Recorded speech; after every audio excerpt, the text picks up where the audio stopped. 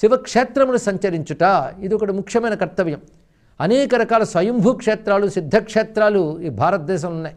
ఎవరికి సాధ్యమైనటువంటి క్షేత్రానికి వారు చేరుకుని అక్కడ పరమేశ్వరుని దర్శనం చేయడం మరొక విశేషమైన అంశం. ఈ శివలింగ దర్శనం ఈ రోజున అద్భుత ఫలాన్ని ప్రసాదిస్తుంటుంది. ప్రాతకాలంలో దర్శించితే స్వర్గఫలాన్ని ఇస్తుంది, మధ్యాహ్న కాలం యజ్ఞయాగాదులు చేసిన ఫలాన్ని ఇస్తుంది, సాయంకాలంలో అది మోక్షాన్ని ఇస్తుంది అని చెప్పారు. అందులో శివరాత్రి నాడు తురియ సంధ్యాకాలంలో శివలింగాన్ని అభిషేకించి అలంకరించితే దాన్ని దర్శించడం మహాభాగ్యం, అది కైవల్యప్రదాయకము అని చెప్తున్నారు. ఇందులో అది రాత్రి వ్రతం కనుక జాగరణకు అత్యంత ప్రాధాన్యం కనబడుతుంది. ఉపవాసంతో పాటు జాగరణ అంటే రాత్రంతా కూడా నిద్రించకుండా ఉండడం. అది ఎలాగంటే మళ్ళీ మరో రోజు బ్రాహ్మీ ముహూర్తం వరకు కూడా అదే విధంగా ఉంటూ ఆ తర్వాత స్నాన సంధ్యాదులు చేసుకుని మళ్ళీ శివారాధన చేసుకుని అప్పుడు శివునికి నివేదించినటువంటి ఆహారాన్ని భుజించాలి మరో రోజు. ఇది మొత్తం శివరాత్రి వ్రతం యొక్క విధానం.